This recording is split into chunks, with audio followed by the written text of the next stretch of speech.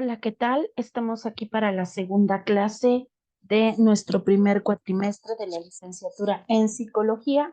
En esta segunda clase vamos a ver los modelos teóricos de la psicología como parte de introducción a estos modelos, a cada uno de estos modelos teóricos, recordando que un modelo teórico tiene que ver con los fundamentos que se encuentran dentro de este modelo para el ejercicio de la profesionalización de la psicología, es decir, la atención a nuestros clientes, pacientes o consultantes, ¿vale? Entonces voy a compartir mi pantalla con ustedes y vamos a hablar de la primer corriente de la psicología por cronología. Hablaremos de el psicoanálisis. El psicoanálisis es la primera corriente de la psicología como marco teórico, como modelo teórico. Este psicoanálisis consiste en un estudio del inconsciente basándose principalmente en la asociación libre de las ideas y la interpretación que va a llevar a cabo este psicólogo, este psicoanalista de las ideas del paciente, ¿vale? Principalmente se basa en esa parte. Haciendo un poco de historia sobre este psicoanálisis, lo coloca la historia como un suceso trascendental, ya que Freud lleva sus experiencias con Jean-Martin Charcot en un hospital de Francia y debido al espíritu metódico y clasificatorio que realizaban ambos, hacen una tipología acorde a los síntomas de enfermedades consideradas neurológicas que hasta ese momento se podían diagnosticar y que eran de forma confusa, porque habían tantas perturbaciones en la presentación de esta enfermedad que no sabían propiamente cómo clasificarla. Recordemos que este psicoanálisis empieza a funcionar un poco antes del año 1900. Entonces, vía el psicoanálisis se define la histeria como una condición que van a presentar los pacientes donde muestran síntomas físicos y mentales que parece que no tienen una explicación y que eh, dar una explicación se asocia a motivos no totalmente conscientes. Recordemos un poco que lo que hacían en estas histerias, que era una enfermedad propiamente del útero que se apoderaba de las mujeres, parecía que hasta ese momento la histeria solo se daba en población femenina y que era una enfermedad del útero, que para comprender la procedencia de esta había que analizar las convulsiones y toda la exacerbación de sus manifestaciones emocionales que estaban ahí, y Freud y Charcot junto a Brewer asocian un estado de somnolencia en las pacientes al que llaman hipnosis. Entonces Brewer junto a estos otros dos, y Freud y Charcot, crea el método catártico para el tratamiento de las psicopatologías de la histeria. Este método, el método catártico, es el método que se va a desarrollar o que va a ser la base del método psicoanalítico freudiano. Juntos atendieron a infinidad de pacientes con trastornos psiquiátricos con síntomas histéricos. Su primer paciente, que fue psicoanalizada con este método catártico, la historia la conoce como Ana O. Una vez que sabemos cómo nace este movimiento y cómo parecía que hoy conocemos a esta enfermedad que es del cuerpo físico, pero que sí tiene, bueno, no enfermedad, esta dolencia que nace del cuerpo físico, pero que sí tiene construcción en las emociones de las pacientes, de estas mujeres, pues no son histerias, no son neurosis, simplemente son alteraciones del estado del ánimo a través de la organicidad de este cuerpo, ¿no? Cada vez que entran en un periodo menstrual, todas estas mujeres tienen una revolución de emociones y de química en su cuerpo y eso hace que o sean más susceptibles y lloren constantemente, o se encuentren irritables, o siempre estén molestas, o tengan mucho dolor y eso hace que se manifiesten molestas. En aquel momento le llamaban histerias. Y eso es lo que orilla a Freud a poder desarrollar este modelo teórico llamado psicoanálisis. De las aportaciones más importantes que hizo Freud, que es conocido en la historia como el padre del psicoanálisis, existen Eros y Thanatos, estos dioses de la mitología griega que dan explicación a dos instintos básicos que Freud denomina pulsiones del ser humano. Uno, la pulsión de vida, que se denomina y se asocia a Eros, y otra, la pulsión de muerte, que se orilla a Thanatos.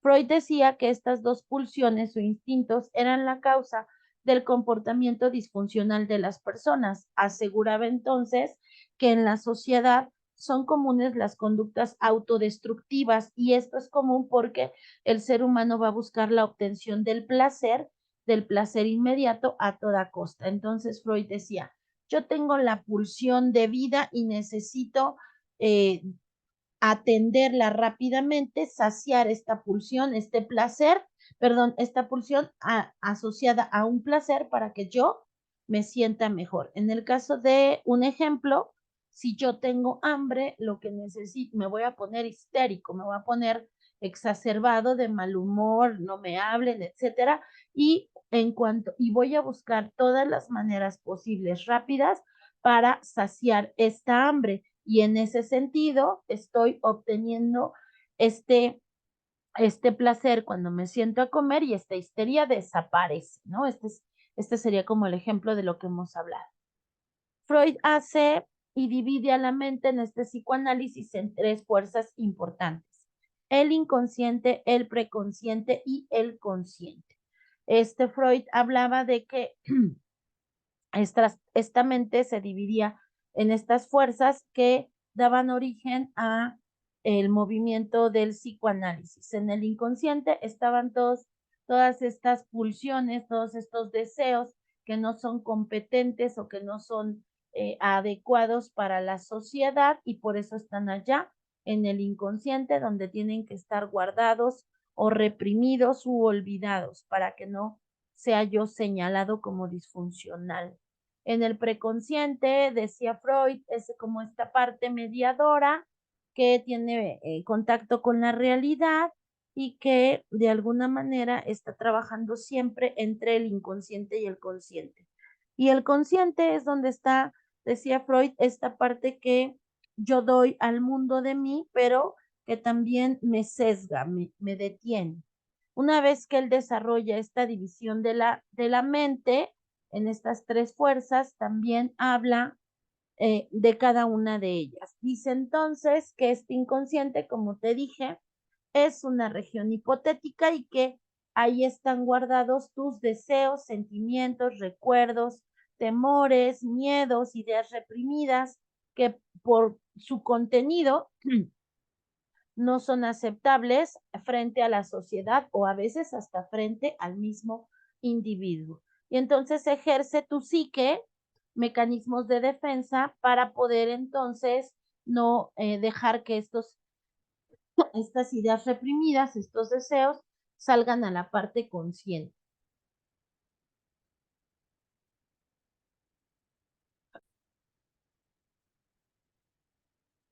Estos mecanismos de defensa, entonces, en aquel momento solo se habían desarrollado tres: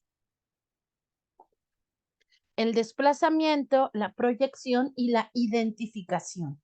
Estos se ejercen de manera automática en nuestra psique para que podamos poder seguir con nuestra vida adelante y no tengamos más consideraciones ahí.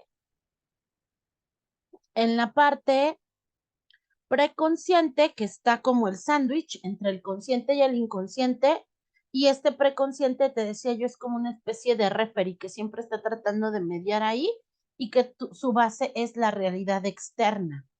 Y en el consciente es donde está aquí nuestra noción real y lógica. Ahí percibe siempre nuestro exterior a través de los sentidos. Una vez que Freud desarrolla estos tres tópicos o este primer tópico con esas tres estructuras, habla de una segunda tópica. Esta segunda tópica la determina con los nombres de el ello, el yo y el superyo. Por supuesto, cada una de estas elementos de la segunda tópica tienen relación directa con los de la primera tópica, ¿no? Vamos a desarrollarlos. El ello, es esta región inconsciente en donde están nuestros impulsos que desean ser ejecutados por esta figura yo.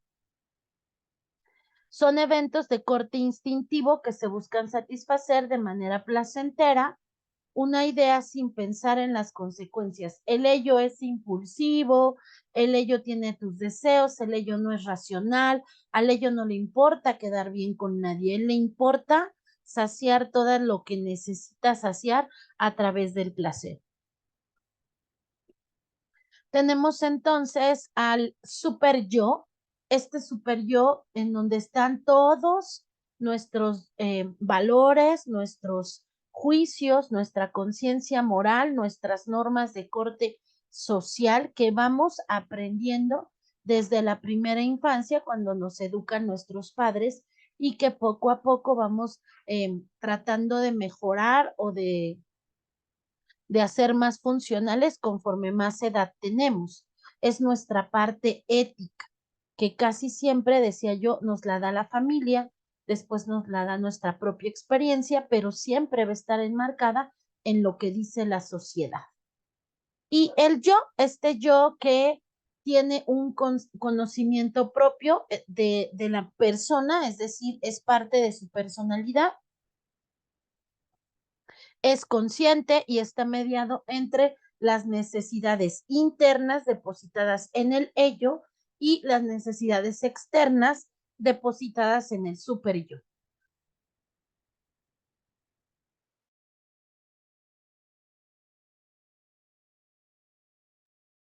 Freud desarrolla este psicoanálisis a través de las fases del desarrollo psicosexual. Freud afirmaba que este desarrollo sexual de las personas comienza en la más tierna infancia, de hecho desde que naces, y se van asociando durante toda tu primera infancia hasta que llegas a la adolescencia.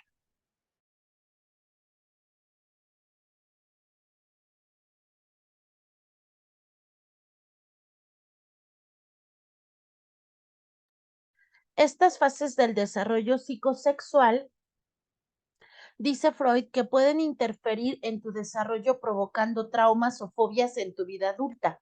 Es decir, las adquieres en la infancia, pero se van a detonar fuertemente en la vida adulta. Él hace 5 o desarrolla 5 fases psicosexuales. La fase 1 es la fase oral. En esta fase oral, Freud dice que es la fase del lactante, es el objeto de placer. El poder que mi madre me amamante y que me sacie y me calme mi pulsión de hambre y de sed a través de su seno materno, de su leche, y que además debe de hacerlo de una manera amorosa, de una manera social, acariciándome mi cabeza y diciéndome lo hermoso que soy para ella. Y esa fase la voy a pasar muy bien. O sea, la voy a saltar perfectamente bien para seguir a la fase anal. En la fase anal, que más o menos se da entre el año y medio, los 2 años y los 4, la llama así Freud porque aquí lo que tenemos que ver es aprender a controlar nuestros esfínteres, el placer que nos da aprender a miccionar y a defecar. Esa es la fase anal. Una vez que ya pasa esta fase anal, este individuo se dirige a la fase fálica. En esta fase fálica es en donde por primera vez nos damos cuenta que hay una diferencia física entre mi cuerpo y el cuerpo de la otra persona que es de sexo contrario a mí.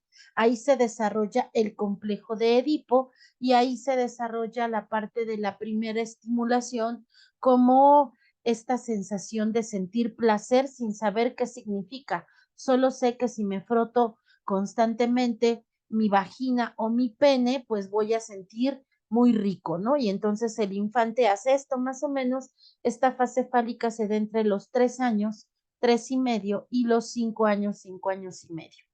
Una vez que pasa esta fase fálica, vamos al periodo de latencia. Este periodo de latencia que en la parte sexual se hace como un, un stand-by, una parte se detiene este desarrollo sexual y no hay mayor tema ahí, y lo que se intenta analizar y desarrollar son las fuerzas psíquicas, porque este chico que más o menos tiene entre los 6 y los 10, 11 o 12 años, que le llega a la pubertad, lo que mayormente hace es desarrollarse con sus pares, socializar, aprender cosas en la escuela, ¿no? A través del juego, de la música, y entonces piensa en todo menos en esta parte sexual.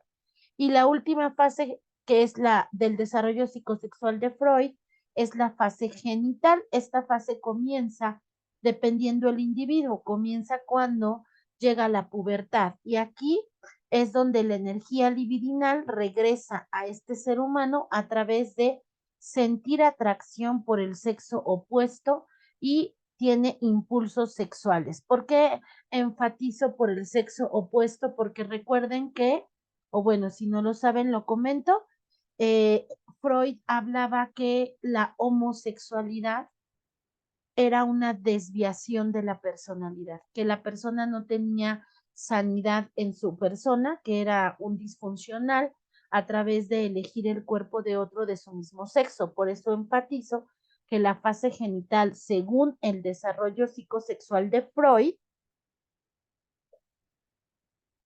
solo habla de el placer que me da el cuerpo que tiene un sexo diferente al mío. No lo digo yo y sé que ahorita suena bastante homofóbico, pero es el precepto psicoanalítico freudiano, recordando que estamos hablando del año 1900, ¿ok? Entonces, pues obviamente un siglo y 20 años después, las cosas se miran diferente, pero hablando ahorita de las fases del desarrollo psicosexual, pues tenemos que decir lo que la teoría marca.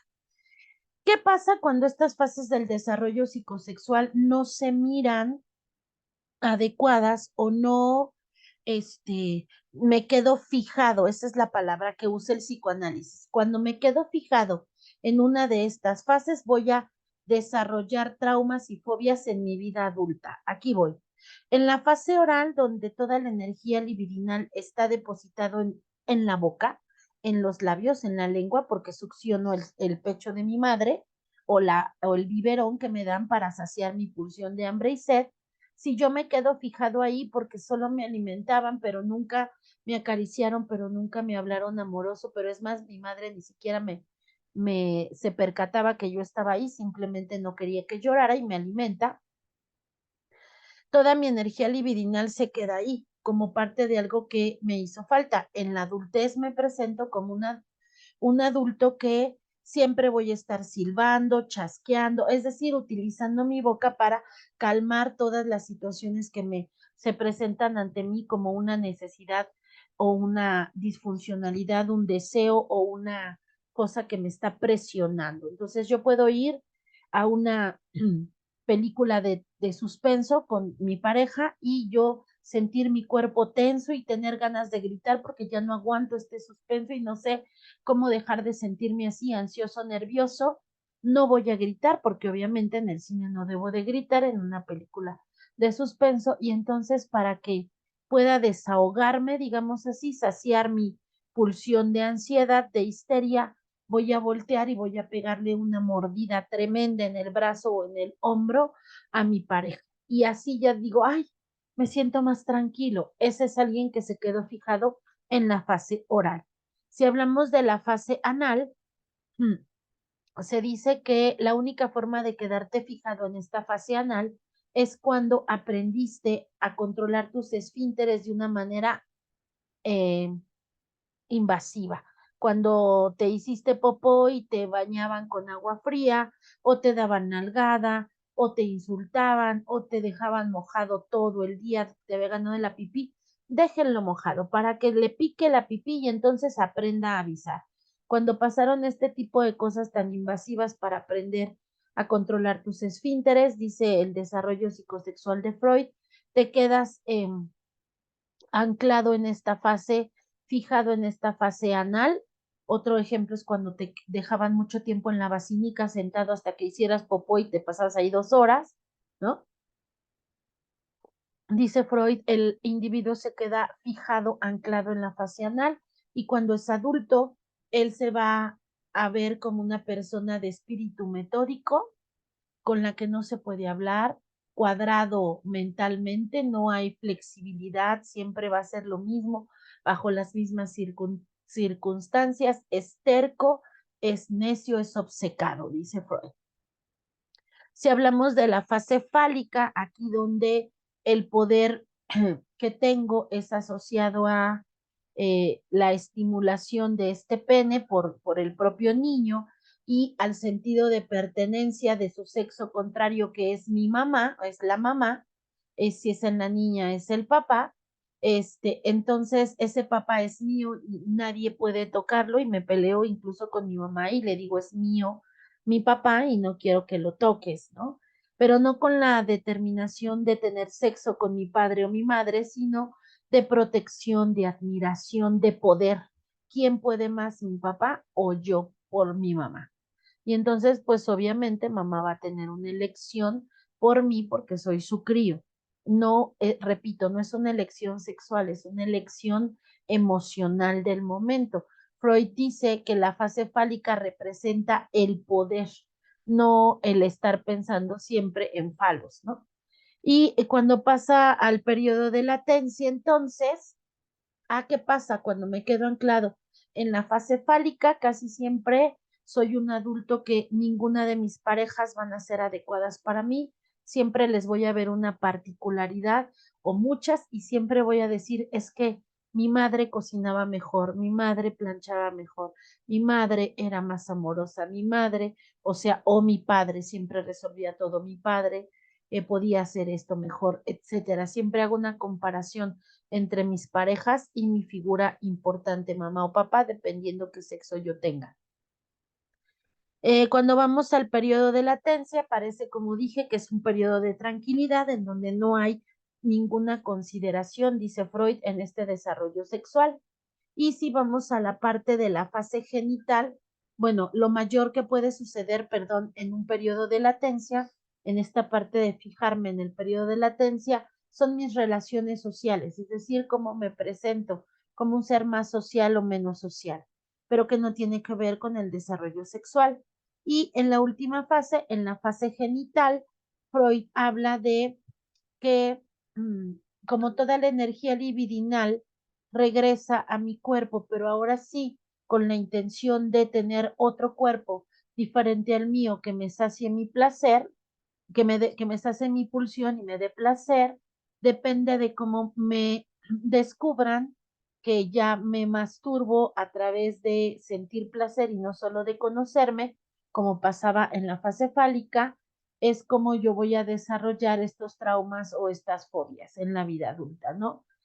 O las voy a robustecer porque en la fase fálica, cuando me quedo anclado y voy a producir traumas y fobias en mi vida adulta, es cuando me descubren de una manera invasiva y me gritan, quítate la mano de ahí porque eso es una cochinada o se te va a caer de tanto que te lo agarras, este tipo de cosas que a veces dice la familia hace que yo considere que estimularme es malo, que estimularme es negativo y está prohibido además. Y entonces ahí adquiero mis primeros traumas hacia mi vida sexual adulta. Cuando yo tenga sexo con un adulto, cuando yo sea adulta, entonces muy probablemente no llego a este clímax, a este orgasmo, porque siempre fui reprimido y sentirlo no es para mí. Ya hablamos de las etapas psicosexuales freudianas. Hay otros psicólogos o otros personajes que también hicieron aportaciones a este psicoanálisis. Aquí tenemos al señor Alfred Adler, que él era médico en un inicio, después estudió psicología, él era austriaco y fue colaborador de Freud. En algún momento le hizo señalizaciones a su modelo psicoanalítico y eso hace que se separen y él crea su propia vertiente de psicoanálisis que le llama psicología individual, y él ahí desarrolla un sistema basado en la compensación. Es decir, tendemos a compensar aquello que no nos satisface. Decía Alfred Adler que las personas compensan sus complejos. Él es el que desarrolla el término complejo de inferioridad y complejo de superioridad, y habla justamente del desarrollo del carácter a través de este complejo de inferioridad o superioridad que nos lo vivimos como infantes a la luz de nuestros padres, que pueden entonces eh, manifestar abusos contra nosotros, rechazos o burlas en la infancia, y eso va a determinar esta parte de la compensación. Otro aportador a esta teoría del psicoanálisis es el señor Carl Jung, que él también fue discípulo de Freud, también tuvieron discrepancias, y es que aquí recordemos que la figura importante, trascendente del psicoanálisis es Freud, y entonces es como cuando está señalando al máster de másters, ¿no? Entonces no le gustaba mucho, no sabía cómo gestionar eso y terminaba discrepado con sus discípulos, que también fue el caso de Carl Jung, y él hace su propia corriente psicoanalítica llamada, pues eso, psicología analítica, y ahí desarrolla el inconsciente colectivo, que es su principal aportación, a través de una figura que él llama arquetipos. Estos arquetipos, dice Carl Jung, tenemos arquetipos del inconsciente personal y del inconsciente colectivo. Y a través de ellos se explica la personalidad del ser humano de forma individual como es y cómo se correlaciona con un arquetipo del inconsciente colectivo donde está un grupo de seres humanos que tienen esta asociación similar. Entonces, esa es su mayor aportación de Carl Jung. Tenemos también a Anna Freud, que por supuesto es hija o fue hija de Sigmund Freud. Ella termina de desarrollar los mecanismos de defensa, recordando que su padre había colocado 3, pero ella empieza a desarrollarlos más porque entiende que estos mecanismos de defensa son automáticos en la psique y que siempre se van a presentar en un individuo cuando tenga que enfrentarse a situaciones dolorosas que no sabe cómo agrupar. Entonces, en ese sentido, Ana confirma y afirma que los mecanismos de defensa son procesos automáticos. Y ella habla de 10 principalmente. Hoy se trabajan 9 en la literatura, pero ella habla de 10. La represión, la regresión, la formación reactiva, la anulación retroactiva, la introyección, la proyección, la sublimación, el aislamiento, el desplazamiento, la vuelta contra sí mismo y la transformación de su contrario. Cada uno de ellos tiene una forma diferente de poder ayudarle al ser humano a poder seguir viviendo de una manera más adecuada a pesar del dolor que puede estar pasando en la vida. Existieron otros autores que aportan este psicoanálisis, ya una aportación más mínima, como Eric Fromm, Karen Horney, Harry Sullivan, Melanie Klein, Winnicott, Erickson, Moreno y Lacan. El psicoanálisis más moderno, vamos a llamarle así, va de la mano de Lacan, que también desarrolla mecanismos de defensa. Y esta es la corriente del psicoanálisis. Que es una de las, bueno, es la primera corriente de la psicología al servicio de la salud mental, que ya dijimos que se presentaba principalmente en individuos que tuvieran una patología de histeria, ¿no? Bueno, vamos entonces a ir a la siguiente corriente de la psicología, a un modelo teórico que se llama conductismo. Como te comenté hace un rato, lo vamos a hacer como en orden cronológico, por eso es que el conductismo es el que nace después del psicoanálisis como corriente psicológica que estudia de forma experimental, es decir, basados en experimentos de laboratorio y de manera objetiva y natural la conducta observable. Al conductismo no le interesa ir a la infancia, no le interesa qué le pasó ahí, nada más le interesa lo que hoy está manifestando el paciente en su conducta. Este conductismo se basa en el estudio del aprendizaje de tres principios fundamentales: el reduccionismo, la parsimonía y el control experimental. Por reduccionismo hablamos de que el aprendizaje se basa en principios asociativos y por tanto un comportamiento complejo será el resultado de la asociación de comportamientos más sencillos. Entonces, una conducta que se presenta disruptiva no se ha vivido siempre así, sino es el conjunto de pequeñas disrupciones que no molestaban y que cuando se manifiestan en este reduccionismo, en esta asociación, ahora sí ya se miran como peligrosos o como desorganizantes. En cuanto a la parte de la parsimonía, esta parsimonía no supone aprendizajes específicos de dominio, habla simplemente de explicación limitada de lo que le sucede al paciente. Y el control experimental tiene que ver con todo lo que se llevó a cabo en el ejercicio de laboratorio, donde se intentan minimizar la influencia de las variables externas, es decir, el medio ambiente. El enfoque conductista tiene un mérito, que era abordar el comportamiento, el estudio del comportamiento humano a través de un marco teórico de referencia y una metodología rigurosa, porque estamos hablando de algo que se llevó al laboratorio. En el laboratorio, entonces, no nos podemos dar como el lujo de solo hacer inferencias, sino hay que comprobar absolutamente todo lo que se requiera comprobar, ¿vale? Hay tres generaciones importantes de conductistas. En la primera generación está Watson, Pavlov y Thorndike. En la segunda generación está Skinner, Guthrie, Hall y Tolman. Y en la tercera generación está Bandura y Stats. Vamos a hablar de los más importantes, los que sí hicieron aportaciones destacadas. Los demás contribuyeron, pero con aportaciones mínimas.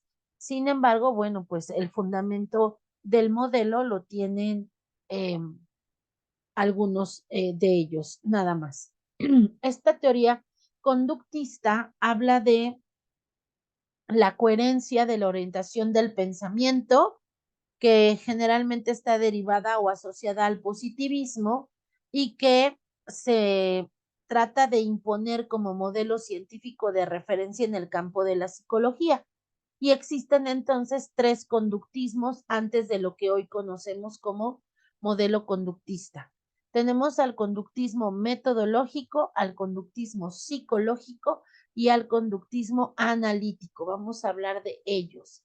En el conductismo metodológico es el primer conductismo en el que Watson se basa en dos premisas importantes. Uno, hablar de que la psicología es una ciencia natural que se asimila a otras ciencias como la biología, la fisiología, la neurología.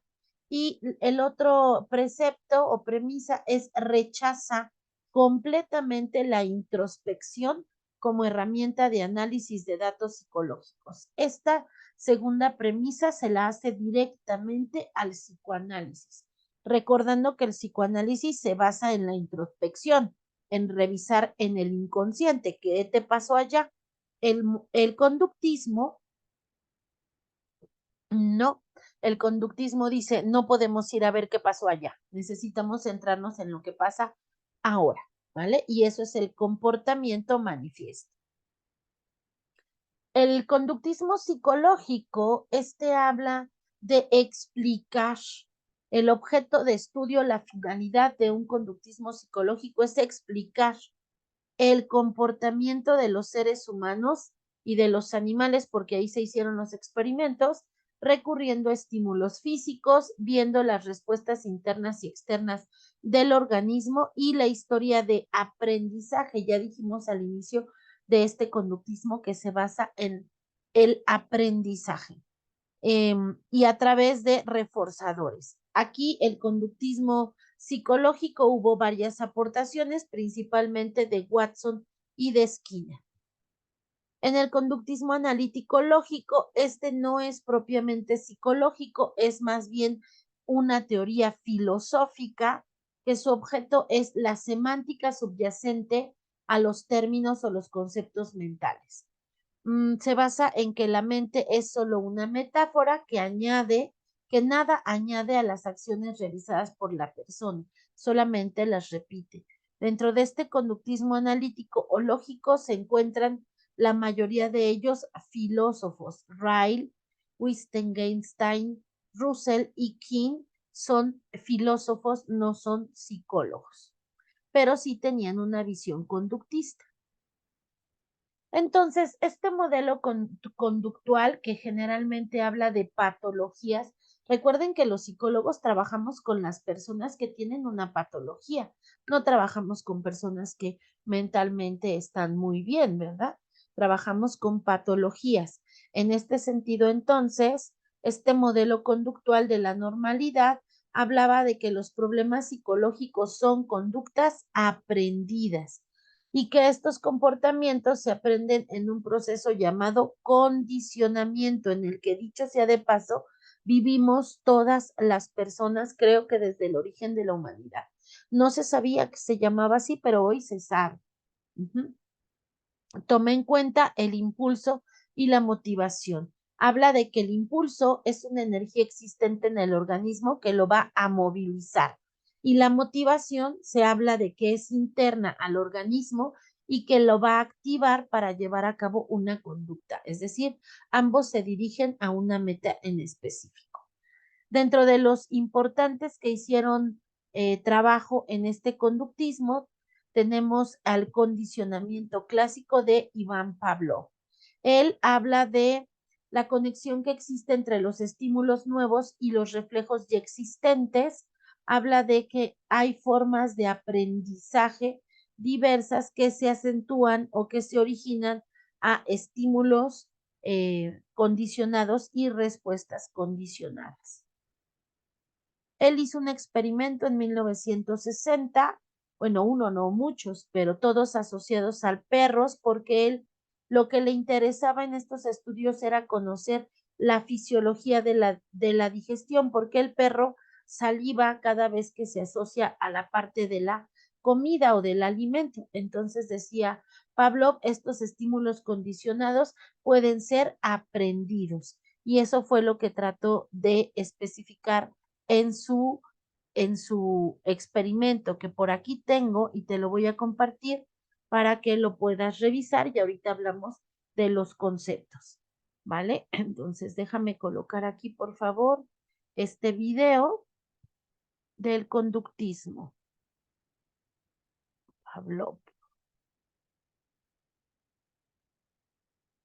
Ok, le voy a poner acá, compartir con audio para que lo podamos escuchar bien.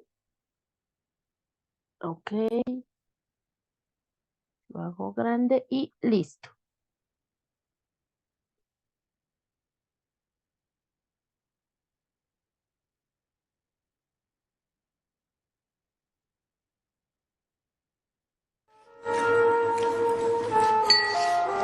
Pavlov's aim was to discover what caused saliva to flow. He rerouted the salivary ducts to the outside of his dog's cheek so that he could collect and measure the spittle. Perhaps, he thought, the production of saliva might be the result of a fixed nervous reflex, like a knee jerk. 5 минут 42,5 секунды. After taking many measurements of spittle, he confirmed that the dogs drooled automatically when their tongues touched food. He called the response the salivation reflex. 4,5. Хорошая собачка. Я предлагаю поменять собаку. But his work started to run into trouble.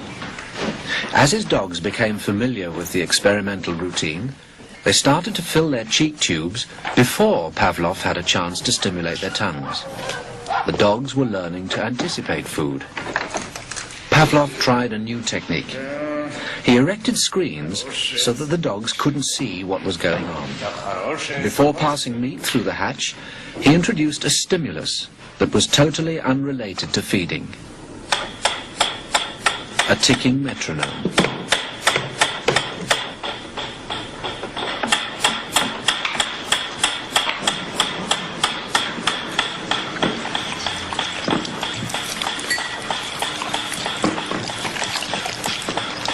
At first, the dog dripped saliva into its cheek tube only when the food appeared. But after a number of trials, the dog began to connect the ticking with the arrival of meat.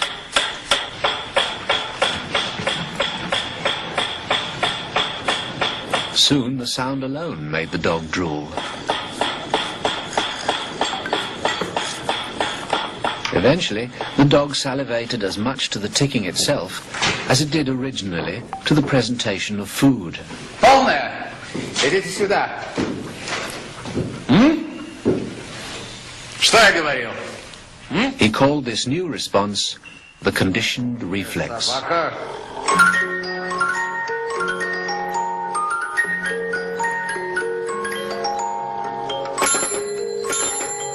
Whatever the stimulus, his dogs could soon be conditioned to produce saliva.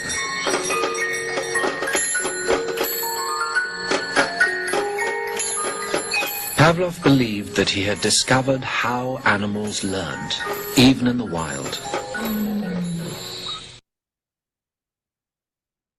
Ok. Como podemos ver aquí o pudimos ver aquí en este video, que por cierto es un video original del trabajo de Pavlov en el laboratorio, podemos entonces comprender, ¿verdad?, cómo es que este condicionamiento se presenta ahí, ¿vale? Vamos entonces a hablar de los, de los tópicos o de las, ¿cómo se dice?, de las palabras o que él desarrolla, de las aportaciones que desarrolla vía este experimento. Entonces, él habla de un estímulo neutro, ¿verdad?, que era esta parte de la comida, que cuando está presente no provoca ningún tipo de respuesta en el organismo. Cuando se presenta Pavlov con su perro y lo acarician, ese es un estímulo neutro, no hay nada ahí. Pero ese estímulo neutro se va asociando a un estímulo incondicionado para que pueda ser un estímulo condicionado capaz de provocar una respuesta, que es lo que pasaba con él, ¿no? Le presentaba la comida y entonces el perro empezaba a salivar antes de que la comiera. Una vez que ya estaba entrenado eso, le presentaba un sonido que se asociaba a la, después del sonido se presentaba la comida y Pavlov empezó a ver que este estímulo condicionado representaba una respuesta condicionada y que generalmente esta respuesta condicionada era más débil que la respuesta incondicionada, es decir, se tardaba más tiempo en presentarse, por eso habla de mayor latencia. Entonces, en este sentido, los conceptos generales del conductismo, del condicionamiento clásico de Pavlov, habla de que prácticamente todo se puede condicionar. De hecho, pues nosotros, por ejemplo, estamos condicionados. Quien trabaja sabe que y hay en su empresa o en su área de trabajo un estímulo de llegar temprano, el estímulo económico de la puntualidad. Generalmente eso es un condicionamiento. Tú sabes que si quieres ese estímulo, ese pago extra, tienes que llegar siempre temprano, ¿no? Entonces el estímulo neutro es el trabajo, siempre vamos a trabajar, pero el condicionado es el que yo me tengo que parar más temprano y siempre llegar temprano para poder obtener ese premio, ¿no? O ese pago. En este sentido es en el que se basaba las aportaciones del condicionamiento clásico de Pavlov. Watson entonces hace aportaciones también a este corriente conductista a través de haber quedado fascinado por lo que hacía Pavlov en el laboratorio, y dice Watson, oye, este condicionamiento clásico explica cómo las personas, los seres humanos, tienen aprendizaje. Quiero saber si este condicionamiento clásico se puede colocar en personas, ¿no? Vamos a ver entonces. Y Watson empieza a hacer una serie de hipótesis y empieza a solicitar a varias mujeres que tienen bebés entre los 8 y los 11 meses para llevar a cabo su experimento. El más conocido es el experimento del pequeño Albert que hace Watson y que gracias a este experimento pues ya no se puede hacer experimentos en personas ni en animales. Voy a colocarte aquí el experimento para que lo podamos ver y enseguida te hablo de las aportaciones de este experimento, ¿vale? Entonces, aquí coloco el experimento del pequeño Albert, que es hecho por John Watson.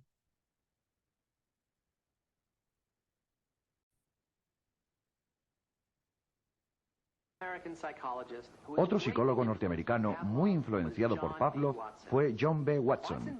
Watson creía que en psicología lo único viable de estudio científico eran las conductas aprendidas observables. Atacó las doctrinas sobre rasgos heredados e instintos como causa de un comportamiento.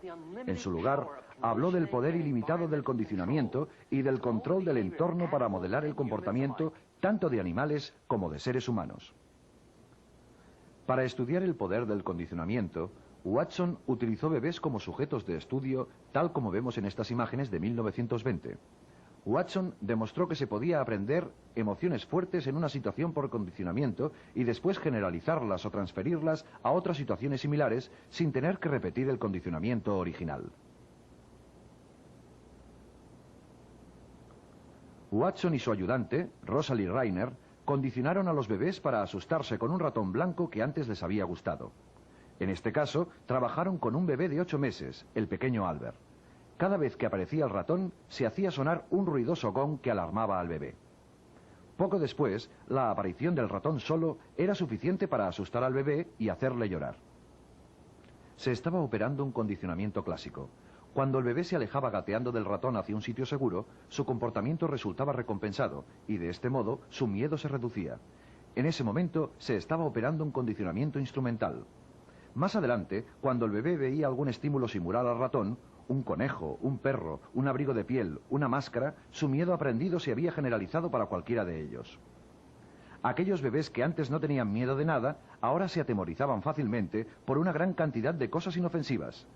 Este primer estudio de Watson fue controvertido debido a la utilización de bebés. Hoy en día, un experimento de este tipo no podría llevarse a cabo debido a las estrictas directrices éticas que gobiernan el tratamiento de todo tipo de sujetos de investigación, tanto humanos como animales. Algunos años después de estas demostraciones, un miembro del equipo de Watson, Mary Cover Jones, desarrolló técnicas para eliminar miedos ocasionados por condicionamientos naturales en adolescentes. Jones fue la primera terapeuta conductista. Pero estas técnicas llegaron demasiado tarde para algunos de los sujetos de Watson. El destino del pequeño Albert permanece en la incógnita. Ok. Y entonces aquí vemos cómo Watson, ¿verdad?, lleva a cabo este experimento que hoy conocemos como el inicio de estas fobias, ¿verdad? En la parte de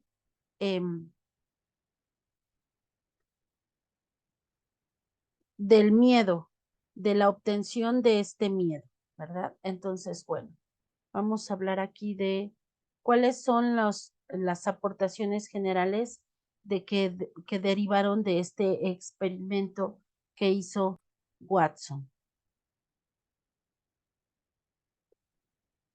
Aquí te describo este experimento, pero lo que nosotros tenemos que saber como conceptos generales es que el estímulo incondicionado, que era este golpe de este martillo en el wong, hacía que hubiera en un estímulo condicionado que anteriormente había sido neutro, cuando presenta estos animalitos, estas máscaras y el niño, el bebé, pues no le ocasiona ningún problema porque incluso eran agradables para él.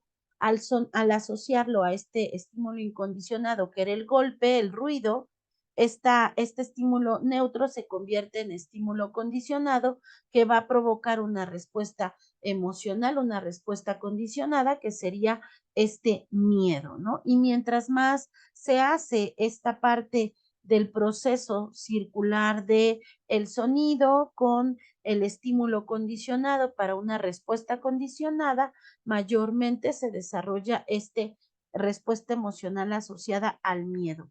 Este experimento se dice que es el mecanismo más habitual para la adquisición de las fobias, que hoy sabemos que también se puede revertir y desaprender esta fobia. Después, en el condicionamiento operante, alguien que tuvo mucho que decir ahí es el señor Skinner, que él rechazaba cualquier planteamiento que iba más allá de la relación específica. Sí, entonces, si coloco esto, entonces obtengo lo demás entre un estímulo y respuesta. De hecho, él sí hablaba del estímulo y respuesta, pero en situaciones que se asociaban a la motivación principalmente. Entonces, Skinner decía, sí existe en mi teoría llamada instrumental también un estímulo que va a provocar una respuesta, ¿ok? Pero nos vamos a centrar en esto que está entre el estímulo y la respuesta, que es lo que conocemos hoy como el análisis experimental de la conducta, la base de el condicionamiento de Albert Bandura. Y entonces, lo que principalmente Skinner quería desarrollar era qué pasaba, qué tenía que pasar aquí como una respuesta, como un aporte emocional para tener una respuesta específica. Skinner entonces decía que era importante colocar que aquí esto que pasa emocionalmente fuera un reforzador que iba a ser que la conducta, la respuesta adecuada, positiva, se presentara más veces o un reforzador negativo que hiciera que esta conducta se debilitara o se extinguiera. Esto lo lleva a cabo a través de la ley del efecto, que sería este reforzador, como ya te expliqué ahorita. Si se tiende a repetir y es positivo, entonces va a ser que la conducta se presente más veces. Pero si este reforzador es un reforzador adverso o negativo, estamos esperando que la persona tienda a extinguir esa conducta. Nadie quiere estar ahí donde no le gusta lo que sucede, ¿verdad? Entonces Skinner esto lo comprueba a través de experimentos con animales, principalmente con palomas, en la famosa caja de Skinner, donde lleva a cabo los principios del condicionamiento operante, que son la generalización, la discriminación y la extinción, que van de la mano con estos reforzadores que yo te acabo de comentar hace un momento. Y él habló o desarrolló en un inicio 7 tipos de reforzadores: el positivo, el negativo, el de extinción, el de castigo, el múltiple, el compuesto y el concurrente. Actualmente se trabaja con el positivo y con el negativo o adverso, que se fueron depurando porque ya sabemos que un negativo o adverso va a hacer que se extinga la conducta o que se mire como un castigo este reforzador para extinguir la conducta. Entonces, bueno, Skinner iba proponiendo estos administradores del reforzamiento, pero algo decía él que es muy importante. Debemos de conocer bien y entender bien la relación que hay entre la conducta que se está presentando, las consecuencias que va a tener este reforzador y algo muy importante, la emocionalidad que se presenta al trabajar con un reforzador. ¿Vale? Entonces el comportamiento se aprende mediante consecuencias positivas o negativas. Y te voy a presentar aquí el experimento de Skinner. El experimento de Skinner y después vamos a hablar de la comparación entre el condicionamiento clásico de Pavlov y Watson y el condicionamiento operante de Skinner. Entonces déjame colocar aquí también el de Skinner para que podamos verlo y escucharlo.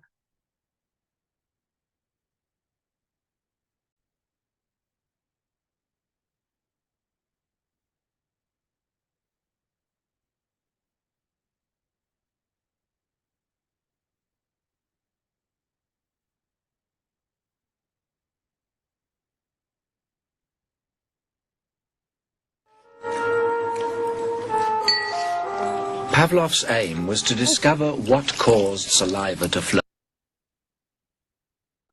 Ay, perdón. Me equivoqué de experimento. Este ya lo habíamos visto y vamos a ver el experimento de Skinner. Una disculpa, pero aquí ya lo tengo. Permítanme.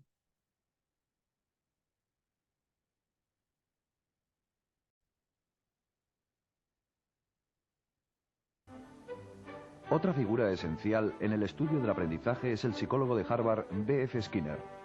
Skinner partió de las ideas de Pavlov sobre el control experimental y el condicionamiento, del énfasis de Thorndike en la importancia de las consecuencias del entorno y del enfoque de Watson sobre el comportamiento observable. La psicología es la ciencia del comportamiento humano, apoyada en la ciencia del comportamiento de otros seres. Sin embargo, el comportamiento humano se distingue debido a un cambio particular en su evolución que permitió el nacimiento de los lenguajes como una cultura especial. Y desde luego incluimos en el estudio del comportamiento lo que la gente dice sobre sus procesos mentales, sus intenciones, etc.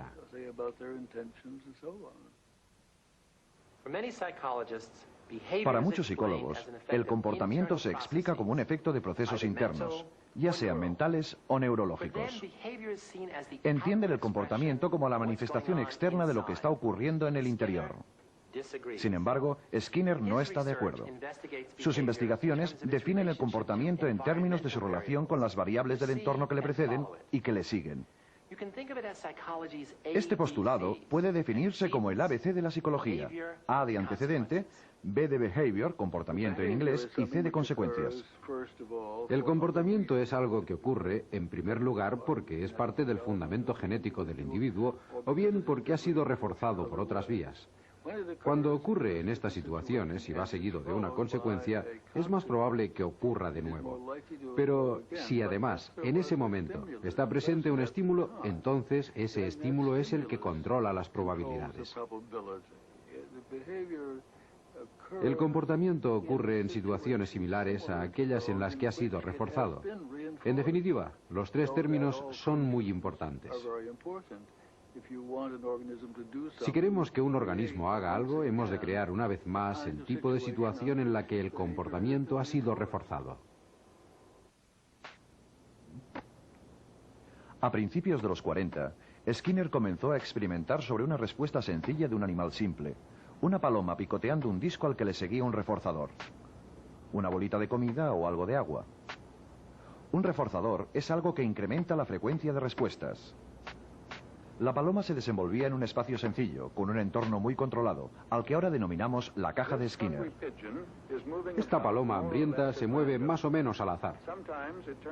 Algunas veces gira su cabeza hacia la izquierda. Cuando lo hace, reforzamos ese movimiento, permitiéndole el acceso a un plato de grano.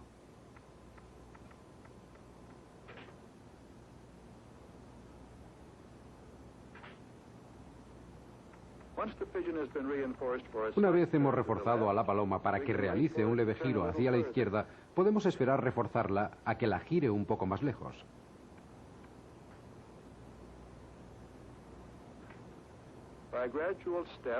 En diferentes etapas progresivas podemos llegar a un punto en el que la paloma dé un giro completo. La paloma ha aprendido a dar esta respuesta porque ha sido reforzada en etapas sucesivas hacia el patrón final.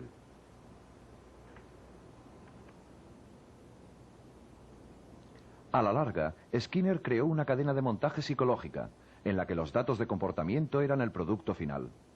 Utilizando mecanismos automáticos, podía presentar estímulos, grabar respuestas y organizar programas de reforzamiento sin la necesidad de la presencia de un investigador. De esta forma, se pueden reunir una enorme cantidad de datos. Más importante todavía, la frecuencia con la cual la paloma picoteaba. Podía medirse con precisión, y esta tasa de respuesta variaba directamente con las consecuencias del reforzamiento. Esta tasa podía ser controlada reorganizando el momento y la frecuencia de las consecuencias del refuerzo. En otras palabras, la conducta de la paloma podía cambiarse modificando las consecuencias. La versión de Skinner del condicionamiento instrumental se denomina condicionamiento operante. Un buen comportamiento operante es el que opera sobre el entorno y produce consecuencias. El condicionamiento operante es el cambio que tiene lugar cuando esas consecuencias tienen un efecto particular. A este efecto se le denomina fortalecimiento o reforzamiento. Es decir, lo que el sujeto acaba de realizar tiene ahora más probabilidades de repetirse debido a que le han seguido consecuencias reforzantes. Estudiamos el condicionamiento operante organizando las consecuencias, no únicamente para modelar una forma particular de conducta durante un largo periodo de tiempo, sino también para cambiarla ligeramente. Utilizando técnicas de condicionamiento operante, se ha conseguido entrenar palomas para picar correctamente una suma de números y ejecutar todo tipo de proezas.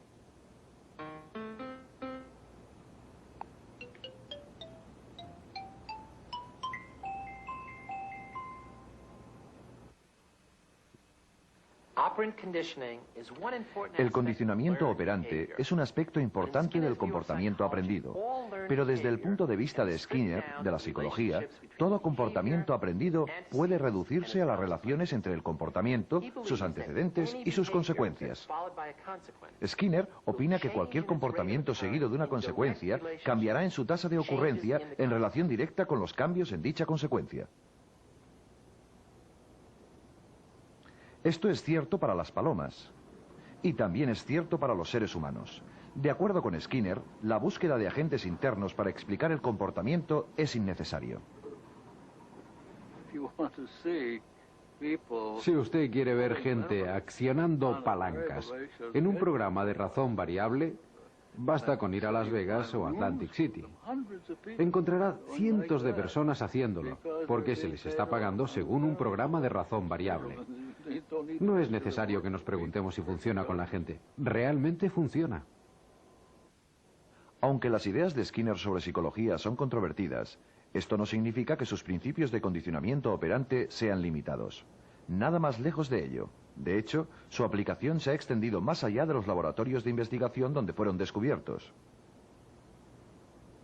Hay muchas aplicaciones prácticas de la teoría del aprendizaje en la vida cotidiana.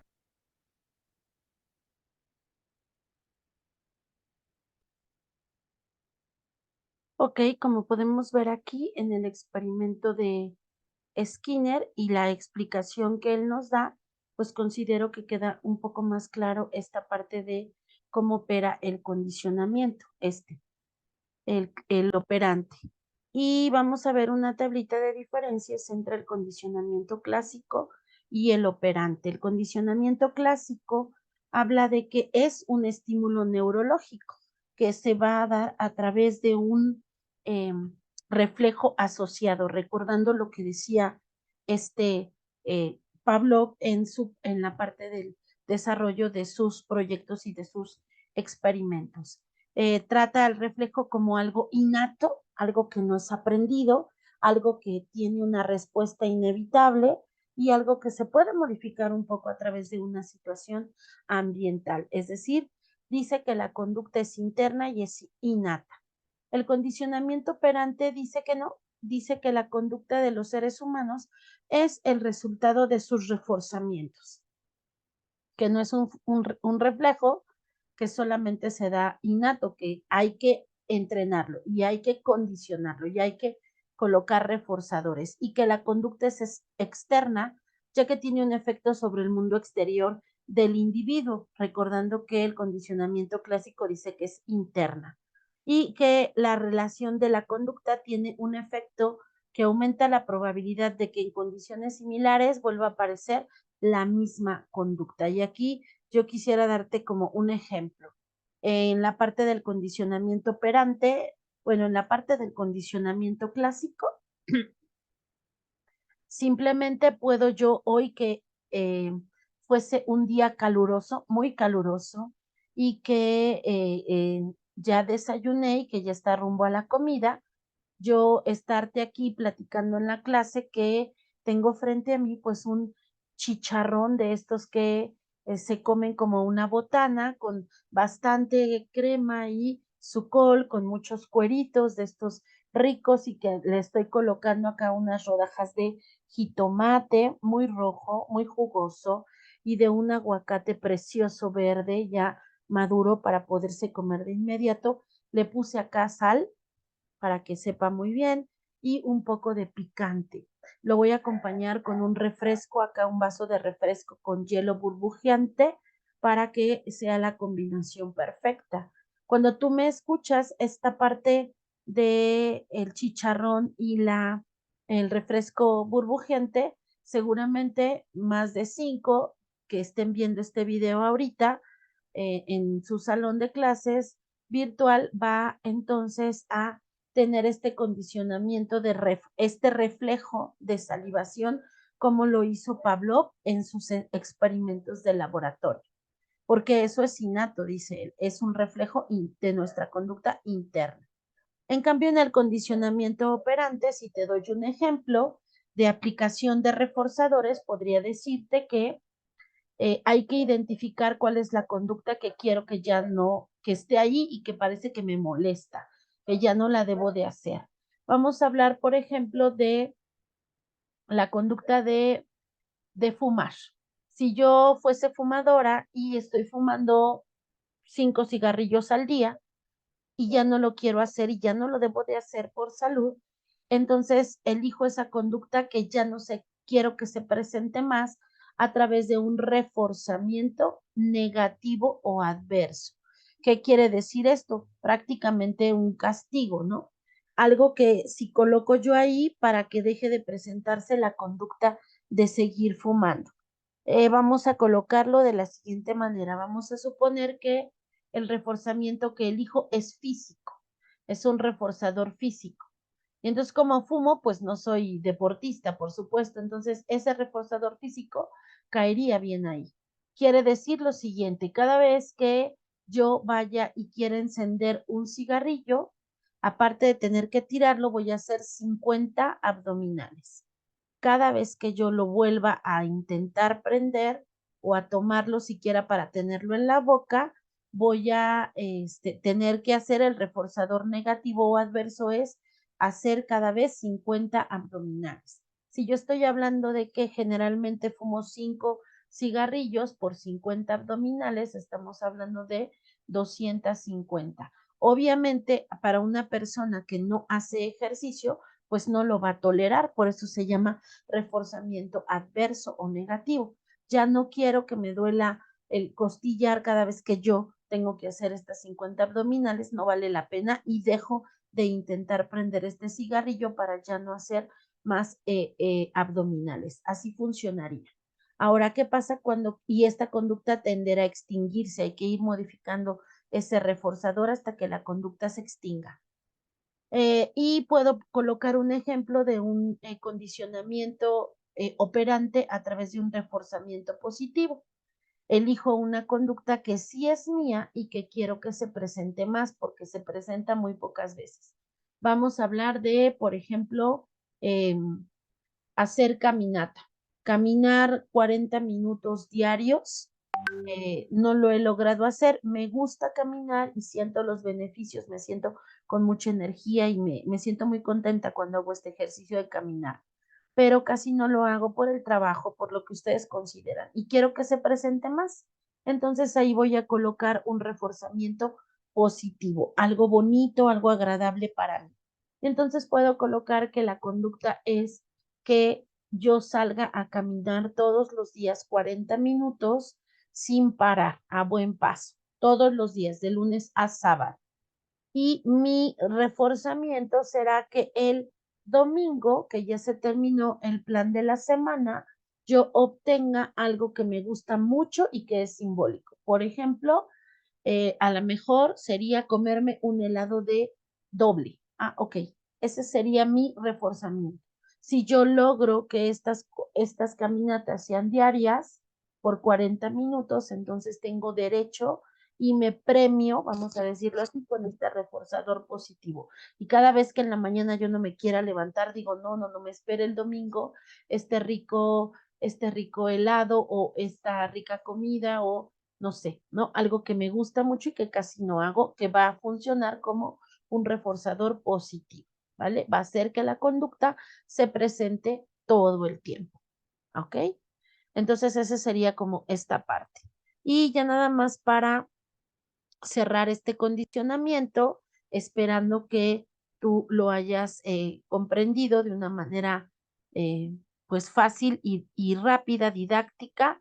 Voy a colocar por ahí un video que habla justamente de este reforzamiento, perdón, de este condicionamiento clásico en el que todos vivimos. Ya explicamos por qué. Si eres padre, también haces este condicionamiento sin querer. Condicionas a tus hijos: si tu habitación está limpia, te voy a dejar ver la tele. Si tú acomodas tus juguetes, entonces vas a poder salir en la bicicleta. Si tú te comes todo y eres ordenado, vas a poder visitar a la abuela. Eso es un condicionamiento clásico. Las bases del condicionamiento dicen que todas las personas vivimos en un condicionamiento clásico y que es mejor cuando tú te das cuenta que estás en un condicionamiento y cooperas, porque más rápidamente esas conductas se van a modificar. Entonces, simplemente es un video que agrupa esto, pero ya en una caricatura, ¿vale? San Petersburgo, Rusia, 1904. Laboratorio de Pavlov. Al inicio del siglo XX, el científico ruso Iván Pavlov entrenó animales con su técnica de reflejo condicionado. Es hora de ganarse su cena, mis pequeños ratoncitos. Soy una tetera pequeña y fuerte, esta es mi asa y este es mi pico, y si me calientan silbaré, viértame y vacíenme. ¡Excelente! ¡Espléndido! ¡Maravilloso! Podría verte hacer eso todo el día. Narf. Me has visto hacerlo todo el día, Pinky. 71 veces para ser exacto. Es un reflejo condicionado debido a ese gong infernal. No puedo detenerlo. El siguiente. ¡Narf! ¡Narf! ¡Maravilloso! Muy bien. ¿Qué haces ahí, cerebro? Contemplo tu destrucción, Pinky. Y bien, buenas noches, mis amigos. Espero que sueñen con quesos.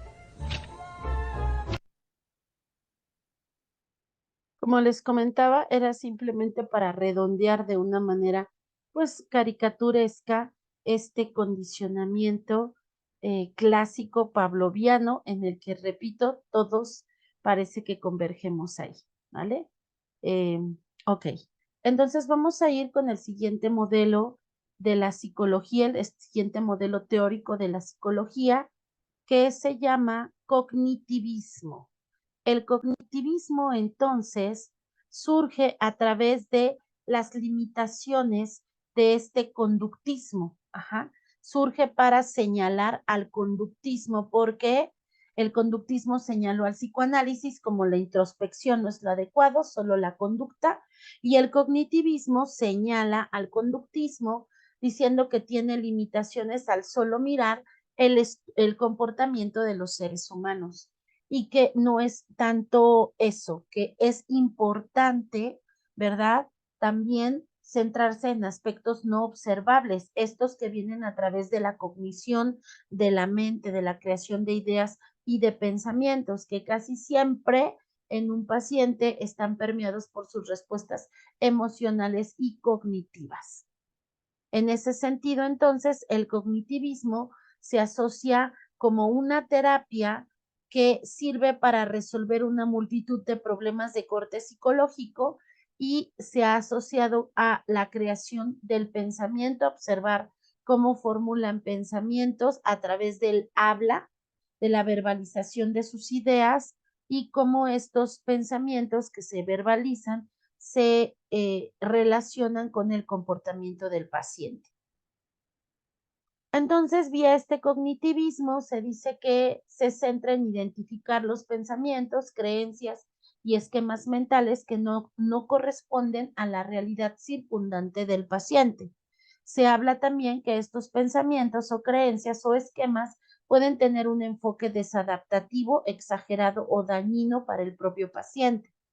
Entonces, el psicólogo cognitivista intentará Por tanto, cuestionar estas realidades internas mediante un debate consistente en hacer preguntas, cuestionamientos socráticos que pongan en duda esas cogniciones.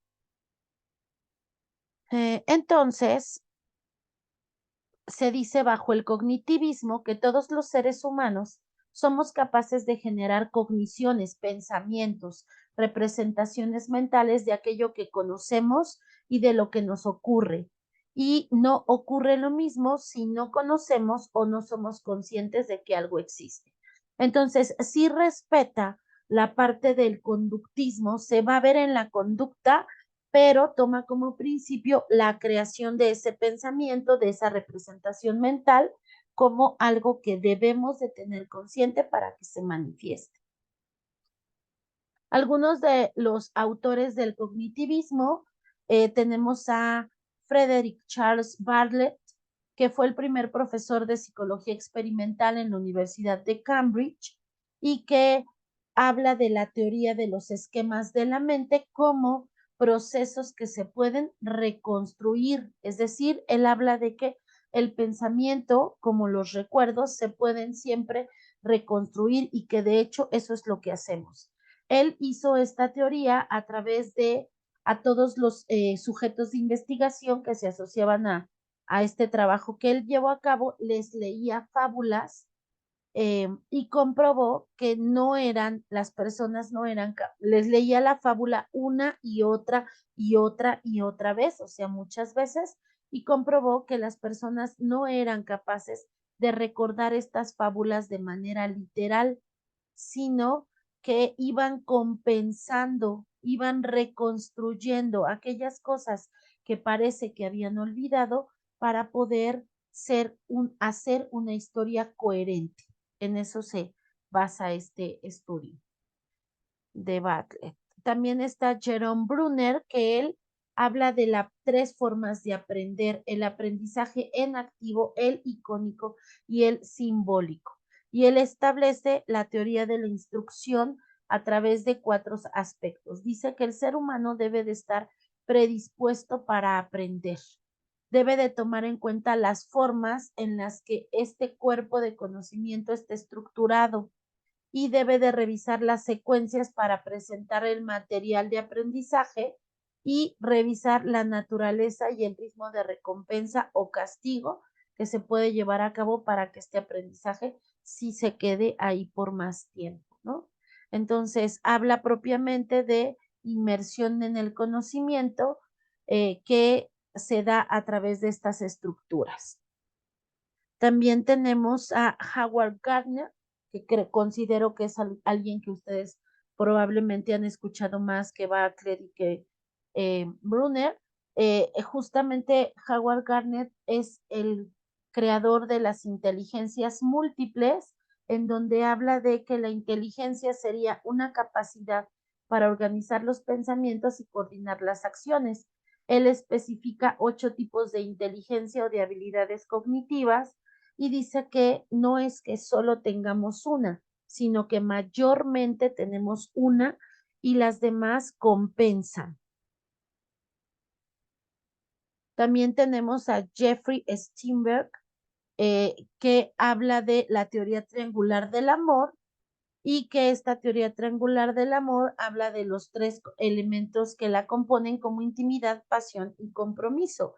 Y dice que esta teoría triangular del amor es la base de la teoría triárquica de la inteligencia, es decir, la parte de la creación del pensamiento como actividad mental, que su función es adaptarnos, también la parte de la pasión como el componente inteligencia, y la parte del compromiso a través de seleccionar y comprometernos, adaptarnos, seleccionar y conformar todo lo que tiene que ver con el propio ser humano a través de su inteligencia. También tenemos a David Rumerhart, que él habla de la teoría de los esquemas, tomando en cuenta que los esquemas son representaciones de conceptos generales que se hallan almacenados en nuestra memoria y nos sirven para organizar el mundo en el que vivimos y enfrentar las condiciones de este mundo que nos presenta. Entonces dice que tenemos esquemas mentales que nos permiten interactuar con el mundo. También tenemos a Jean Piaget, que considero que también es conocido por ti. Piaget es el padre de las teorías del desarrollo cognitivo de los seres humanos y él habla de que cada una de estas etapas está caracterizada por una estructura importante y que eso es lo que va a desarrollar el aprendizaje, la inteligencia de un ser humano. También tenemos a Ulrich Neisser, que él es el padre de la psicología cognitiva porque hizo muchos estudios que hablan de los procesos mentales implicados en la generación del conocimiento. En el año 2002, en una encuesta que se llevó a cabo en el mundo, se le da a él el puesto número 32 como de los psicólogos más citados en el siglo XX, a pesar de que su nombre no es como tan famoso, sí en los procesos de cognición de pensamiento. Dedicó la mayor parte de su vida a la memoria, a estudiar la memoria asociada a los otros procesos mentales, pero particularmente esta memoria y hizo postulados que actualmente siguen, ¿no? Siguen siendo frescos en la parte de la psicología cognitiva. Él escribió un libro que se llama Psicología Cognitiva, que se publicó en 1967 y es un libro muy interesante. Si quieres conseguirlo, está en la red, en PDF por ahí. Se llama así, Psicología Cognitiva, de Ulrich Neisser, y habla de una crítica, ¿no?, asociada a la cognición y la realidad.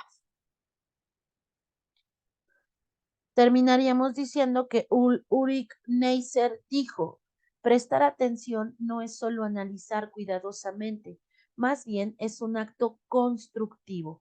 Lo que construimos tiene solo las dimensiones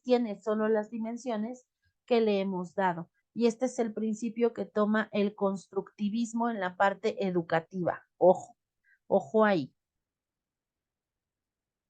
Se dice entonces que las aportaciones de todos estos autores en la parte del cognitivismo hace que la psicología dé pasos de gigante y que actualmente decida fusionarse con el conductismo, tomando lo mejor del conductismo y del cognitivismo, haciendo la psicología cognitiva conductual, que hoy por hoy, en el año 2023, es el mejor tratamiento para los trastornos de la salud mental que se encuentran en el DSM-5. ¿Vale? Entonces, bueno, pues el cognitivismo, pensamiento, inteligencia, ideas, bueno, pues es uno de los marcos teóricos más importantes que nosotros tenemos actualmente. Vamos a entonces hablar también de otro de los marcos teóricos de la psicología, siguiendo en esta revisión de los marcos teóricos, y hablaremos del humanismo. El humanismo es una corriente más nueva que nace en Estados Unidos a mediados del siglo XX como una alternativa a las dos fuerzas principales que había en ese momento, el conductismo y el psicoanálisis. Y entonces el humanismo dice que toma como centro de todo en esta concepción antropocéntrica, ¿recuerdan? Al individuo desde una manera de visión global, entendiendo que todos los aspectos de este ser humano son muy importantes. Considera al individuo como un ser único y responsable de su propia experiencia. Algo muy, muy significativo de este humanismo es que ofrece al cliente, porque aquí no se le dice paciente, aquí se le dice cliente o consultante, se le ofrece le ofrece o lo mira a través del ámbito de la salud y no de la patología o la enfermedad. Por eso le dice cliente y no paciente.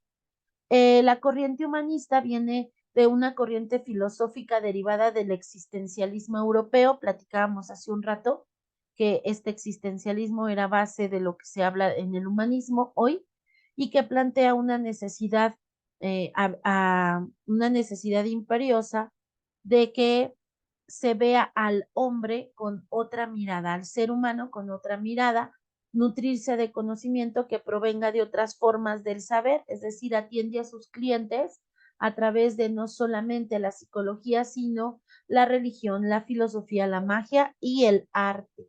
Construye entonces una psicología que se dice que trasciende el ámbito psicopatológico y que lo que necesita este humanismo, y eso es lo que dice que hace, sirve para comprender y mejorar la vida cotidiana de las personas.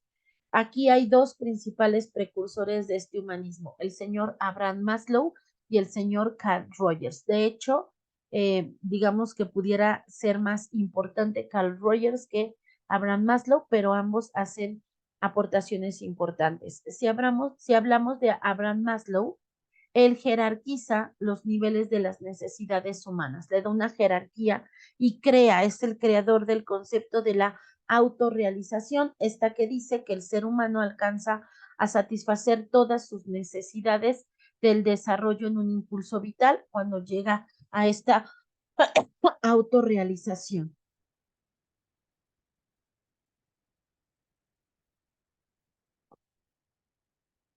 Y él crea, perdón,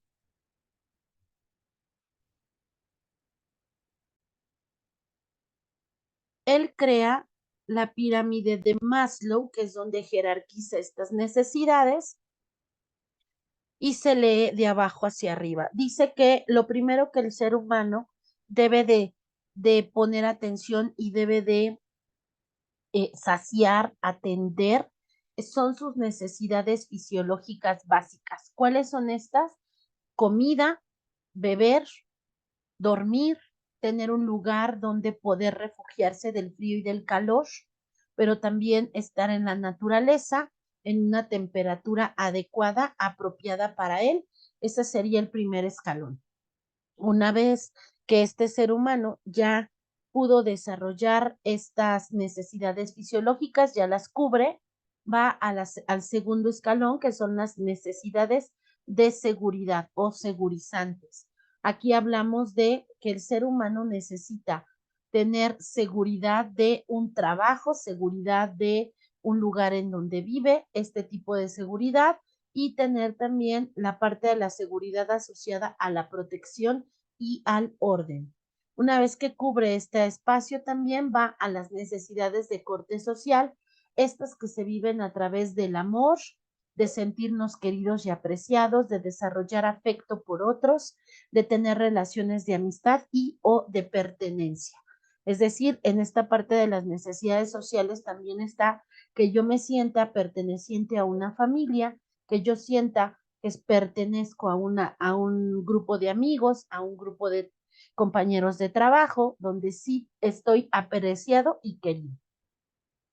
Una vez que cubre estas necesidades sociales, se va a las necesidades egocéntricas, estas del ego, que tienen que ver con sentirme valorado y respetado, que tengo un prestigio en los ámbitos en el que me desarrollo y que eso me da un estatus de vida. Esas son necesidades del ego. Y una vez que ya están cubiertas, vamos a la pirámide, a la punta de la pirámide, que sería la autorrealización. Esta autorrealización, Maslow decía que es hacer lo máximo que puedas dar de ti mismo en habilidades únicas. Esto que yo solo puedo hacer para mí y que digo, wow, con eso soy otra persona, es la pirámide, es la punta de la pirámide en este humanismo. Pero también Carl Rogers hace las bases fundamentales de este humanismo. De hecho, él es el creador de la terapia centrada en el cliente, que es la terapia humanista rogeriana, y considera a los seres humanos capaces de encontrar en su interior todos los recursos que necesita para mantener equilibrio en su vida. Recuerdan que cuando hicimos en la sesión pasada que hablábamos de este recorrido por la filosofía, Sócrates hablaba de esto, de este mismo principio de que era el ser humano el que iba a encontrar dentro de sí mismo lo necesario para vivir bien, llegar a una vida buena y feliz. Entonces, en ese sentido, Rogers toma ese precepto y dice que el equilibrio en la vida, el ser humano lo obtiene a través de ver su interior. Para Rogers, entonces, en este humanismo, habla de que los individuos se encuentran mal porque están como dormidos y que es necesario que se despierten a través de su sabiduría interior, que volteen a mirarse y que no se olviden. Eso es lo que quiere decir aquí. Y este Rogers dice que el terapeuta humanista debe de servir como guía para que encuentren sus clientes en sus propias respuestas todo lo que necesita para desarrollar una capacidad autosanadora del propio ser. Y bueno, como ven acá, nada que tenga que ver con la conducta, ni con el pensamiento, ni con el inconsciente allá en mi primera infancia, ¿no? Dice Rogers, tiene que ver con algo que te pasa hoy y que te está pasando porque tú te has abandonado. Parece que estás dormido como zombie. Haces todas las cosas de manera automática y en ese sentido no te miras, te abandonaste, pero cuando tú empieces a escucharte, empieces a mirarte, vas a encontrar dentro de ti la llave de tu recuperación. Eso es lo que dice Rogers vía el humanismo. Y bueno, vamos a continuar con esta parte de los modelos teóricos y vamos a hablar del siguiente modelo que es la teoría sociocultural. Esta teoría sociocultural que se presenta y se desarrolla de la mano del señor Lev Vygotsky a partir de la década de los 20, pero que se hizo más fuerte a través de que el humanismo se presenta ahí. Vygotsky en 1968 dice que la educación tiene que estar orientada al futuro y no hacia el pasado. Esta teoría sociocultural sí es de bases psicológicas, pero también pedagógicas. Por eso hablamos de aprendizaje. En esta teoría sociocultural se habla de que el conocimiento es un proceso de interacción entre la persona y el medio en el que se desarrolla, entendiendo el medio como la parte social y la parte cultural, no solamente el espacio físico. Esta teoría sociocultural considera a las personas como el resultado de su proceso histórico-social, en donde este lenguaje, bajo la vertiente que sea, desempeña un papel esencial. ¿Cuáles son los conceptos fundamentales que habla la teoría sociocultural? Habla de funciones mentales inferiores y superiores. El Lev Vygotsky dice que las funciones mentales inferiores son innatas, nacemos con ellas, y que las funciones mentales superiores las vamos a adquirir y desarrollar a través de la interacción social, que es la base de esta teoría. En este sentido, entonces, el enfoque sociocultural dice que los seres humanos no se relacionan nada más de manera directa con su ambiente, sino que lo hacen a través de interactuar con los demás individuos que se encuentran como él. Y que las funciones mentales superiores van a aparecer en dos momentos importantes. El primer momento, cuando está trabajando o desarrolla sus habilidades psicológicas superiores, que se van a manifestar en el ámbito social, en la convivencia, estas de aprendizaje, memoria, percepción, motivación, atención. Y un segundo momento en el ámbito individual, la atención, la memoria, todo lo que tiene que ver con conceptos que primero se dan en la parte social y después se dan en la parte individual. Y esto lo empezamos a desarrollar, dice esta teoría, desde que somos bebés, desde que somos los críos pequeños de mamá, porque nuestros padres interactúan con nosotros y a través de eso desarrollamos lenguaje, a través de escucharlos.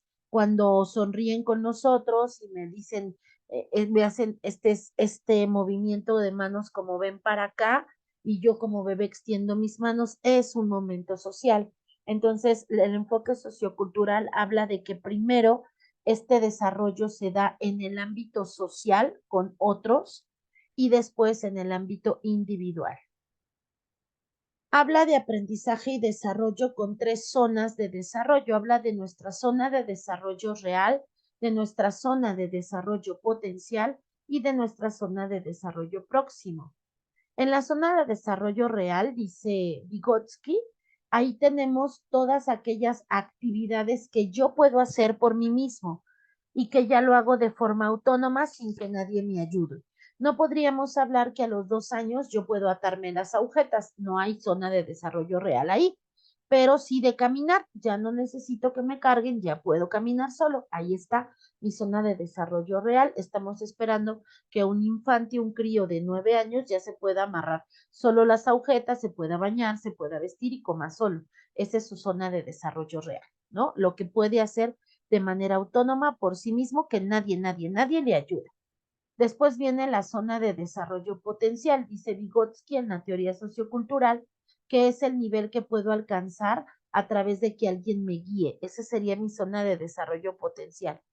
Y en mi zona de desarrollo próximo es el espacio que hay o el tiempo que me va a llevar desarrollar las habilidades que ya poseo de mi zona real, de mi zona de desarrollo real y aquellas que puedo llegar a desarrollar a través de mi zona de desarrollo potencial y que eso siempre lo voy a hacer a través de un expertise.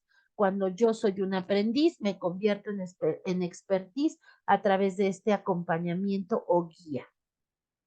Y para ello, Vygotsky dice que tengo que desarrollar el lenguaje social egocéntrico e interiorizado, primero con todos, después aquel que solo es expertise y está centrado en mí, y después el interno, como mi conciencia. Y a través de este lenguaje voy a poder ser transmisor de conocimientos, de conceptos, de juicios y de raciocinios del pensamiento. Esto lo voy a hacer a través del andamiaje. Este andamiaje es lo que yo te explicaba como una técnica que hace que un aprendiz se convierta en experto con este acompañamiento. Y esta teoría de Vygotsky tiene diversos métodos. Se basa en el uso de métodos genéticos, donde habla del análisis experimental o evolutivo, como donde sí interviene de manera artificial colocando variables. Este experimentador, este psicólogo, habla del análisis genético como parte comparativa entre lo que pasa en mi genética y lo que se relaciona con la genética que se manifiesta en los otros, como un cambio de proceso. La genética es un proceso cambiante en mí. Y la parte microgenética, microgenética, que tiene que ver con el estudio de la microgénesis de una función o una operación psicológica al detalle. Es decir, ver la microgénesis de la atención, la microgénesis de la percepción, de la motivación, es decir, ya de una manera más desarrollada. Hizo contribuciones adicionales a la teoría sociocultural Vygotsky a través de la educación y de la evaluación cognitiva. Principalmente, la teoría sociocultural se practica en la educación y en la evaluación cognitiva. Desde una perspectiva contextual, sí ha tenido énfasis en el componente social del desarrollo, sobre todo en la dinámica de grupos. Finalmente, para Vygotsky, el contexto social influye en el aprendizaje más que las actitudes y las creencias, y tiene una profunda influencia en cómo se piensa y en lo que se piensa. Es decir, Vygotsky dice, aprendemos y desarrollamos nuestras funciones psicológicas superiores a través de mis pares, aquellos que son de la misma cronología que yo en un ambiente sociocultural, que es la escuela principalmente, ¿no? Vale, bueno, también el trabajo. Entonces, esta teoría sociocultural, bueno, pues también hizo aportaciones en esta línea de la historia de los modelos teóricos de la psicología. Y vamos a hablar del último modelo teórico de la psicología, el más, digamos, moderno. No quiere decir que sea el más eficaz. Digo que en el orden de la presentación es el que anda más en pañales, ¿no? Más moderno, que sería la psicología de la Gestalt. Esta psicología de la Gestalt es una corriente de la psicología moderna y viene del alemán, que significa configuración, totalidad o forma. Esta Gestalt es una escuela de la psicología, un modelo teórico de la psicología que interpreta lo que le pasa a un paciente como unidades organizadas. Rechaza las teorías anatomistas atomistas del estructuralismo y del asociacionismo de la conciencia. Dice que así no es. Esta Gestalt es una corriente más holística. Holística porque estudia al organismo como un todo, pero también es constructivista porque supone que el conocimiento no es una copia de su realidad, sino es una construcción diaria del sujeto.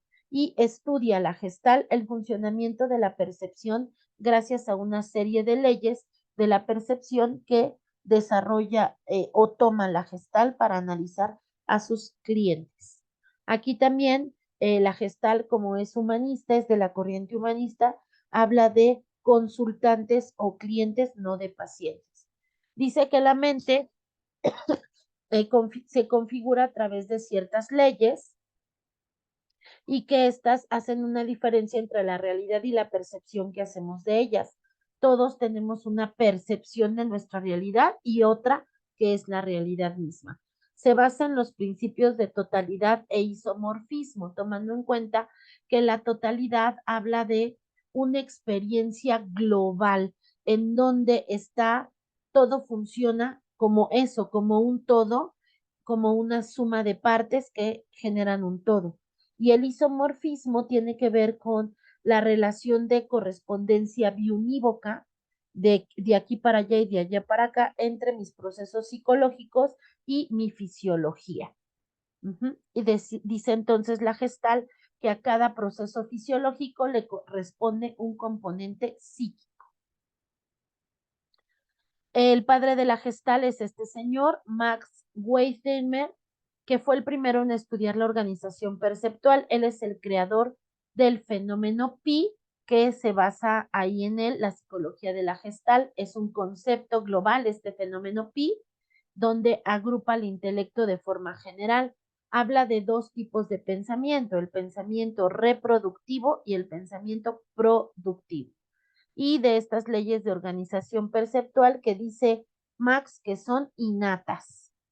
También Wolfgang Köhler, hizo aportaciones a esta psicología de la Gestalt a través de crear el concepto del insight. El insight como esta comprensión repentina, coloquialmente diría, le cayó el 20, ¿no? Este aprendizaje que de pronto es súbito, que ha pasado a través de mucho tiempo y no lo había dado cuenta, y que en esta forma de entender mis condiciones de vida, de pronto tengo este insight, esta comprensión repentina. Formuló Köhler varias teorías del aprendizaje y tuvo consideración en las habilidades cognitivas. Hizo investigación de los procesos corticales cerebro que se involucran en la percepción principalmente visual y auditiva. También Kurt Kafka hizo aportaciones a esta psicología de la Gestalt. Él escribió un libro en 1921 que se llama El crecimiento de la mente y que también es un libro muy lindo de leer. Y en 1935 escribió uno que se llama Principios de la psicología gestáltica. Ahí defiende el concepto de insight de Max y realiza trabajos sobre la constancia perceptiva, mi manera de revisar mi percepción más agrupada, vamos a decirlo así, a través de la cual como persona eres capaz de percibir las propiedades de un objeto como constantes a través de la perspectiva, la distancia, la iluminación en la que se presenta esta particularidad o este fenómeno.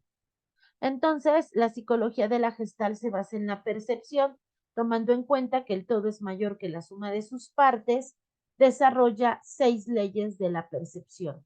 La ley de figura y fondo, la ley de la buena forma, la ley del cierre o de la completud, la ley de la proximidad, la ley de la similitud y la ley del destino común. Vamos a ver cada una de estas leyes, ¿vale? En esta ley de la figura y fondo, seguramente si pudiéramos conversar, yo te preguntaría, ¿qué es lo que ves acá donde está mi punto verde? Y habrá personas que me dicen que ven una copa o un frutero que esté en color negro, pero habrá quien me diga, veo 2 personas, 2 rostros de lado mirándose. Ajá. Y si yo hablara de esta otra, la que está acá en la izquierda, me diría alguien, yo veo un árbol, y otras personas me dirían, yo veo un hombre y una mujer que están mirándose de perfil. esta ley de figura y fondo dice que las personas no podemos percibir una misma situación con cosas que saltan a la vista, digamos, con cosas puntuales. No podemos ver una situación solo con lo que está pasando como más invasivo, más de forma que lo del fondo. Es decir, hay personas que primero ven la forma de la situación, lo más invasivo, lo más puntual, y dejan atrás lo que robustece o le da contexto a la situación.